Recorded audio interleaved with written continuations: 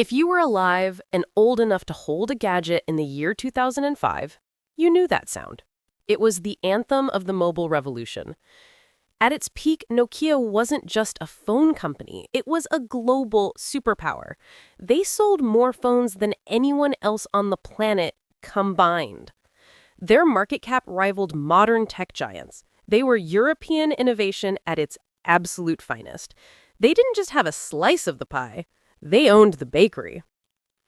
And powering this empire was an operating system called Symbian. For years, Symbian was the undisputed king of the smart device.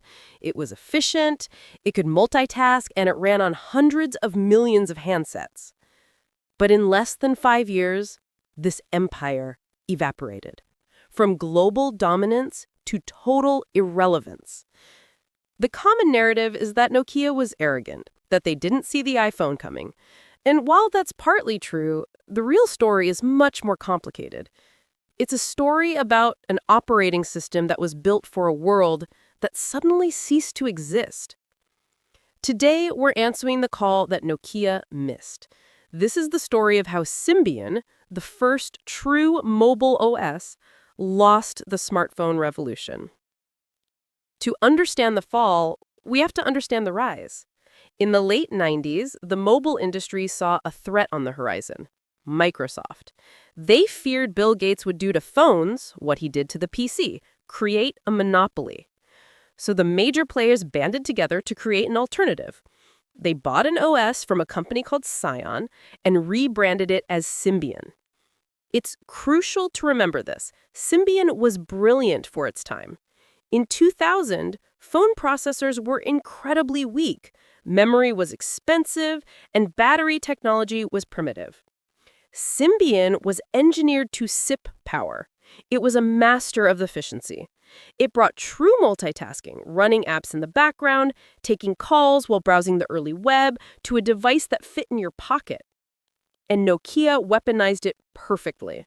The pinnacle was devices like the Nokia N95, released in early 2007. It had GPS, Wi-Fi, a high-quality camera, and a web browser. It was, by every definition of the time, a smartphone. Symbian allowed Nokia to build a phone for everyone: a music phone for teens, an E-series business communicator for suits, a rugged phone for construction workers. By 2007, Symbian held over 60% of the global smartphone market. Nokia was invincible. Their hardware logistics were unmatched, and their OS was the industry standard. But this success hid a rot at the core of the system, a rot that wouldn't become truly apparent until the paradigm shifted. While consumers saw cool phones, developers saw a nightmare. Symbian wasn't really one operating system. It was a fractured mess. Because it was owned by a consortium, different companies put different user interfaces on top of it. Nokia had Series 60, Sony Ericsson had UIQ. An app built for one wouldn't necessarily run on the other. Developing for Symbian was notoriously difficult. It used an archaic form of C++ programming that required writing dozens of lines of code just to do simple tasks, like displaying a "Hello World" text box. Symbian prioritized hardware efficiency over software usability. It was designed by engineers for telecom companies, not for app developers. Furthermore, Nokia was a hardware company first. Software was just the stuff you loaded onto the plastic to make the buttons work. Internally, Nokia was divided into warring tribes. The multimedia team fought with the business phone team, and they all used different versions of Symbian. This fragmentation meant that upgrading the core OS was nearly impossible. They were building a skyscraper on the foundation of spaghetti code. And while they were tangled in their own complexity, in Cupertino, California, someone was preparing to reset the board game entirely. It's hard to overstate the violence of this moment in tech history. When Steve Jobs unveiled the iPhone, he didn't just release a new product, he destroyed the existing definition of a mobile phone. The N95, Nokia's flagship at the time, was technically superior in many ways, better camera, 3G support, GPS, things the first iPhone lacked. But the iPhone had something Symbian didn't, a user experience built around capacitive multi-touch. Symbian was designed for buttons, keypads, joysticks. The entire architecture of the OS assumed the user was navigating menus indirectly. The iPhone assumed you were touching content directly. It was fluid, it was intuitive, it made Symbian feel instantly ancient. And then came the second punch, the App Store. Before the iPhone, installing apps on Symbian was a painful process of finding files on the web, sideloading them via cables, and dealing with security certificates. Apple made software easy. And a year later, Google followed suit with Android. Android was the final nail, an open-source, touch-first OS that any manufacturer could use. Suddenly, the OS wasn't just about making calls, it was a platform for infinite software. Symbian's difficult development environment became a death sentence. Why would anyone code for Symbian when iOS and Android were easier, faster, and more profitable? Nokia's initial reaction to the iPhone was denial.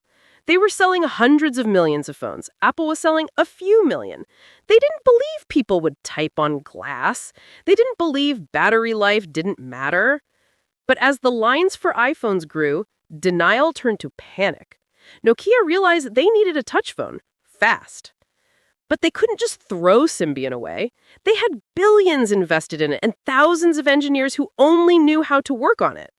Their solution was Symbian 6th edition, or Symbian S60 5th edition. It was a disaster. They essentially took the non-touch interface and hacked it to accept stylus inputs. It was clunky, slow, and frustrating. Then came the N97 in 2009, their supposed iPhone killer. The N97 was the physical embodiment of Nokia's confusion. It had great hardware specs, ruined by a Frankenstein version of Symbian that couldn't handle the modern web. It was a flagship that felt obsolete on launch day. Internally, Nokia knew Symbian was doomed. They actually had backup plans. They were developing modern Linux-based operating systems called Memo and later Mego. But the internal bureaucracy was paralyzing. The Symbian teams held too much power and fought against the new platforms. Nokia was so big, so rich, and so dominant that it couldn't get out of its own way. They were trying to turn an aircraft carrier on a dime. By 2010, Nokia's show price was in free fall. They brought in an outsider, Stephen Elop from Microsoft, to save the company. In early 2011, Elop issued one of the most famous memos in corporate history, the burning platform. He wrote, "We are standing on a burning platform, and we have more than one explosion. We have a blazing ecosystem of developers, applications, and everything else around us." He correctly identified that Symbian was dead and that their backup, Mego, was too far behind. Elop made a radical decision. He bypassed Android, fearing Nokia would just become another commodity Samsung competitor. Instead, he bet the entire company on Windows Phone.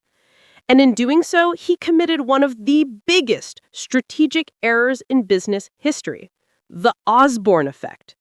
By announcing in 2011 that Nokia was switching to Windows in the future, he instantly told the world that the Symbian phones they were currently selling were dead-end products.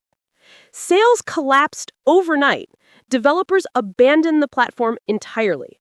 Why build an app for a Symbian OS that the CEO just admitted was terminated? Nokia released a few final, actually quite good Symbian phones, like the Nokia 808 PureView, which had an incredible camera, but the software was a ghost walking.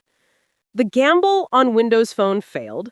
The ecosystem never caught up to iOS and Android. By 2013, the cash was gone.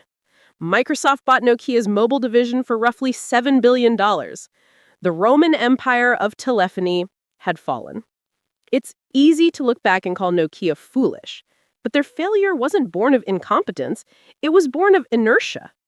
Symbian was victim of its own success. It was so good at the old way of doing things, efficiency, telephony, varied hardware form factors, that it couldn't adapt to the new way, touch, app ecosystems, and fluid software experiences.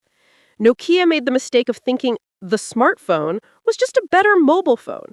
Apple and Google realized the smartphone was actually a pocket-sized computer. Symbian was the bridge between those two worlds. It was the primordial soup from which the modern mobile era emerged. It taught us we could browse the web on the bus, take high-quality photos without a camera, and navigate with GPS in our pockets. It may have missed the most important call in tech history, but for a glorious decade, Symbian didn't just connect people, it showed us the future. Thank you for watching. Hit that like and subscribe button, and if you can, leave a comment. I drop videos every week.